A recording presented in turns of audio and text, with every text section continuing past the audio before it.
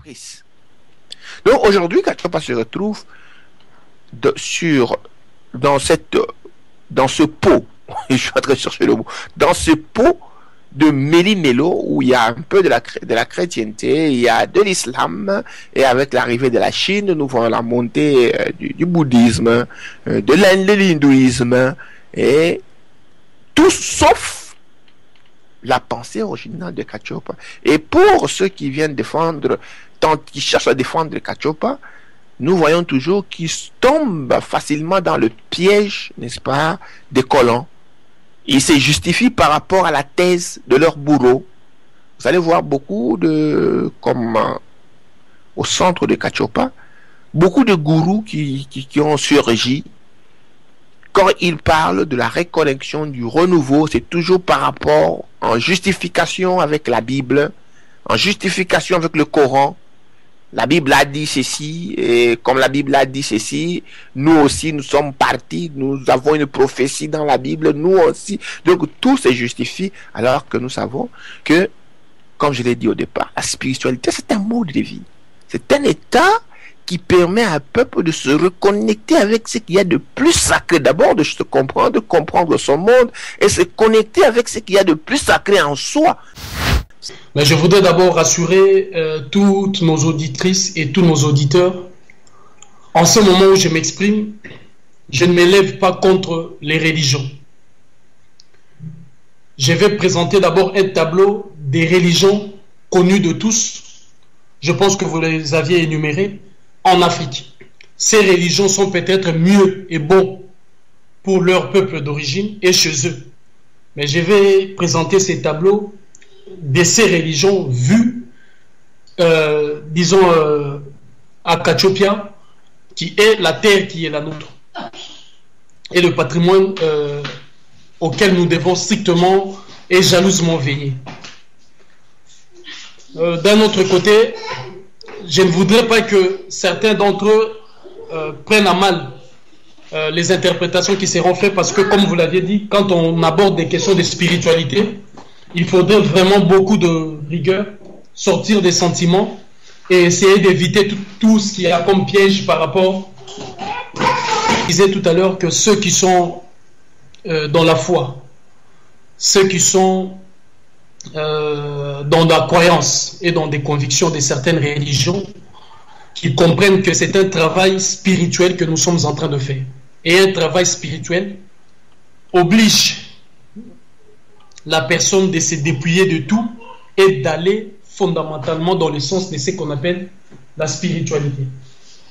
Donc, sur ce point-là, je pense qu'il est nettement nécessaire en ce moment que je puisse exprimer l'analyse que j'ai voulu commencer tout à l'heure par rapport aux 5, ou je dirais aux 4 ou aux 5 religions que notre continent ou la terre de Kachopia, ces religions aujourd'hui ont été élues domicile dans notre continent, et nous sommes dans l'obligation de faire d'abord un tableau par rapport à ça. Commençons d'abord par celle qui est la plus, je dirais la plus encore acceptable à quelques corrections près.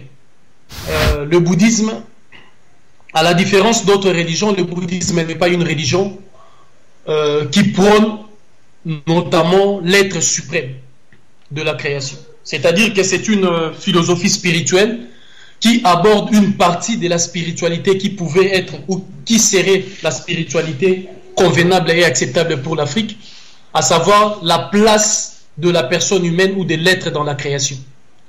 C'est ça l'un des fondements par excellence du bouddhisme. Mais je disais à la nuance près, parce que c'est au niveau du Dalai Lama, c'est-à-dire de l'être suprême atteint et accompli par rapport aux dimensions ou à la vibration du karma mise en place, qu'on appelle maintenant la sagesse. Or, dans la conception qui est la nôtre, quand j'aurai expliqué la dimension maintenant spirituelle qui est la nôtre, on aura compris que la sagesse est une partie intégrante ou une forme d'existence, de patrimoine que la personne humaine doit intégrer dans la spiritualité qui est la nôtre, parce que c'est un pilier qui nous aide à faire face à nos responsabilités vis-à-vis de la société. Donc c'est la différence près, parce que atteindre ces niveaux de la sagesse dans le bouddhisme, c'est aller quasiment au niveau du Dalai Lama, c'est-à-dire de devenir maintenant le maître ou le guide de tous ceux qui viennent adhérer dans cette spiritualité. En ce qui concerne l'hindouisme, l'hindouisme devient quasiment une spiritualité ou une religion, je dirais, dogmatique, dans la mesure où cette religion est dispensée et divisée avec plusieurs divinités auxquelles on doit rendre culte, lesquelles il faut parfois implorer le pardon, lesquelles il faut parfois offrir, comme je dirais, des offrandes, ainsi de suite. Ça fait que cette religion, ou cette qui était autrefois une spiritualité d'une essence pure, mais malheureusement avec tout ce que la planète aura connu, elle a perdu un peu l'éligibilité pour être une religion assise dans Kachopia ou qui peut demain prendre place chez nous. Vraiment la spiritualité ou la religion judaïque. La religion judaïque, de par son essence, de par sa conception, de par sa définition, est une religion qui doit être nettement exclue dans l'âme, l'esprit, le corps, dans l'existence de toute personne humaine sortie de Kachopia, mais aussi de l'espace de notre continent. Pourquoi? La religion judaïque, d'abord, est une religion d'élection. La religion d'élection est une religion qui fait la différence entre les êtres et les personnes humaines. C'est une religion qui établit les classifications, la nature de la supériorité et de l'infériorité, parce que c'est une religion d'élection. La deuxième difficulté de la religion judaïque, c'est une religion de dépossédés, ou si j'ose dire de domination, de suprématie. C'est qu'il a joint un peu avec la religion islamique, qui est une religion qui ne demande pas à l'être de faire l'effort, à la différence peut-être du bouddhisme, qui demande à l'être de faire un petit effort pour atteindre certaines dimensions de par lui et de par sa personne. La religion islamique place l'homme, là je quitte même la dimension de la personne humaine, mais place l'homme, notamment là j'aborde les deux phases, je dirais les trois phases de l'islam, chiite, sunnite et le jafarisme, mis à le part un peu l'alvéisme qui est une forme d'islam qui tend à permettre à cette religion de progresser petit à petit pour atteindre ce qu'on appelle redevenir une spiritualité. Mais la dimension, le blocage se situera au niveau, même dans l'alvéisme, au niveau de la prophétie. C'est-à-dire que le saint prophète Mohammed, que la paix du Très-Haut soit sur lui, restera comme la figure emblématique ou l'essence même de l'existence de cette spiritualité. La deuxième difficulté de cette religion est que le Coran est l'expression par excellence de la connaissance et de la lecture de la compréhension du monde par les divins pour les hommes. C'est-à-dire que c'est par le Coran qu'on doit régir ses activités quotidiennes. C'est par le Coran qu'on doit organiser sa société. C'est par et sur le Coran qu'on doit certifier la véracité de ses propos. Or, dans l'immensité de la création, le Coran n'est qu'une phase et une partie de la connaissance. Parce que si je feuillette le page du Coran de la première page jusqu'à la dernière, il n'y a nulle part où le Coran nous explique la dimension invisible, visible, sociétale, économique de la créature qu'on appelle l'Okapi. Donc il y a une forme de limite. Et ce qui fait que cette religion non plus ne peut prendre place dans notre cher, beau et grand continent. Parlons du christianisme. Le christianisme est une religion, je dirais, en matière de spiritualité. C'est une religion qui tend directement vers une forme de crime spirituel. Parce que c'est une religion qui anéantit et qui met la personne humaine ou l'homme dans l'inaptitude spirituelle. Le christianisme empêche l'homme de développer en lui l'essence de la dimension spirituelle pour intégrer la création. C'est-à-dire que tout a été fait. Elle rend la personne déjà impuissante, elle rend la personne irresponsable de tous ses actes, elle rend la personne inapte, comme je disais, et incapable dans l'action et d'agir. Elle se situe dans une dimension où l'on peut même commettre autant de crimes que l'on veut, mais la miséricorde du Tout-Puissant peut effacer tout ce péché en un jour. Ce qui ouvre la porte à une forme de déstabilisation dans la création que personne ne peut résoudre. Parce que si ce n'est que demander pardon pour être réaccepté dans la société, dans la communauté des chrétiens, mais comment pourrez-vous effacer le mal que vous aviez fait à la création ou la déstabilisation que vous aviez causée dans tous les éléments de la nature en commettant un crime irréparable? Vous voyez que c'est une religion qui, en un mot, place l'homme dans l'inaptitude spirituelle.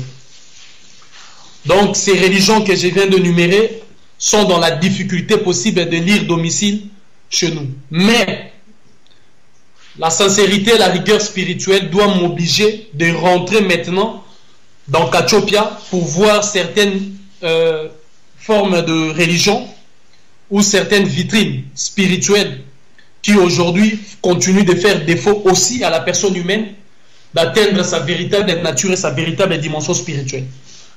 Je citerai nommément le kimbanguisme, même j'adhérerai dans le kimbanguisme, le bienheureux révélé Simon Kimbangu, que la paix et la bénédiction de Batata Nzambian Pongutulendo soient sur lui.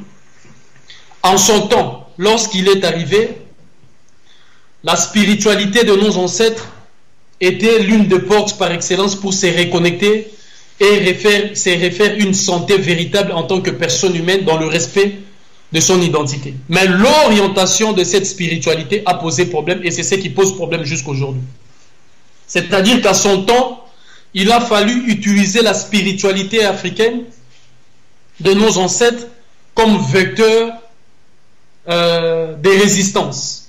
Non seulement vecteur de résistance, mais aussi comme élément de renaissance, de supériorité de la race noire. Il y a une phrase courte que je retiens dans son message qui disait « Le blanc deviendra le noir deviendra le blanc ». C'est-à-dire qu'une spiritualité qui reste encore enfermée dans la dimension raciale, c'est encore sur ces points-là, nous devons accepter que le bouddhisme a marqué un point supérieur parce que c'est une spiritualité qui est dénudée de la conception de race. Donc, le kimbanguisme a porté encore un coup véritable à la renaissance, je dis bien spirituelle, de la personne humaine sortie d'Afrique, car tous les ressortissants de Kachopia,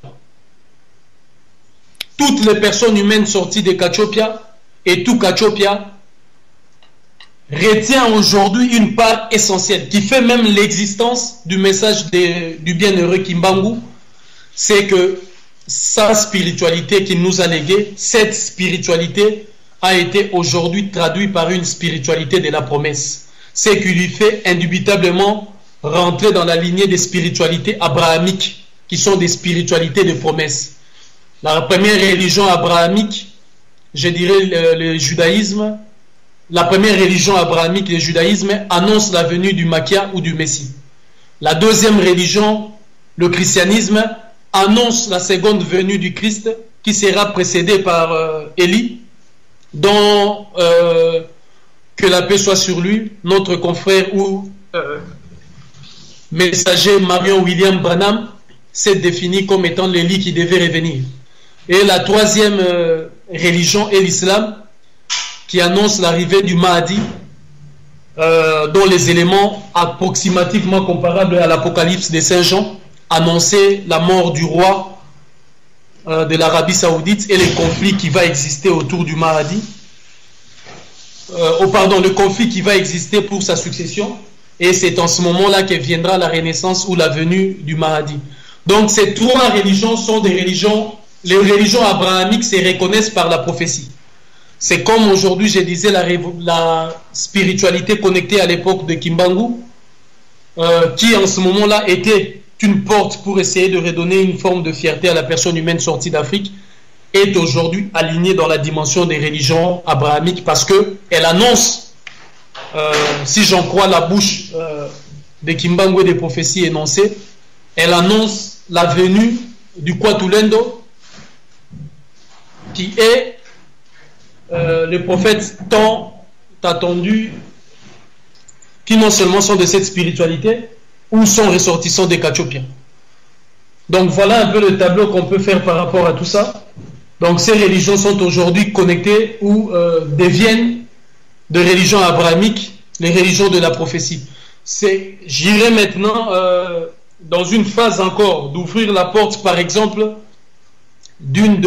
qui est encore la spiritualité, le vaudou, mais qui, comme on le dit, un couteau qui a servi non pas à couper les oignons, mais à couper les oignons et aussi à poignarder, devient un couteau qu'on doit mettre de côté. C'est-à-dire que malheureusement, avec le coup de la force de l'adversaire, le vaudou a perdu de son essence spirituelle et est devenu l'instrument de la résistance aussi, mais aussi même parfois du crime ou du combat pour essayer de permettre à la personne humaine sortie d'Afrique de redevenir ce qu'il était.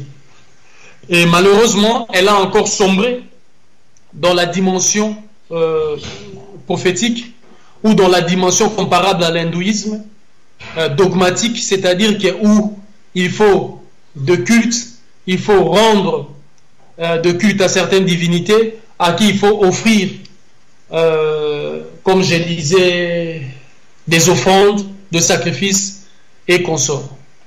Donc, dans cette dimension, la porte du vaudou ira au Kandombe, au Kumina, qui sont des miroirs, qui peuvent être encore des éléments qui peuvent nous permettre d'avoir une idée sur ce qu'a été la spiritualité de nos ancêtres, mais qui, je dirais, et j'aurais à l'assumer, que ce ne sont plus de spiritualité au vrai sens du terme, et disons de spiritualité qui doit prendre place ou conduire au Kachopia de demain. Donc voilà un peu ce que je peux dire en matière de tableau.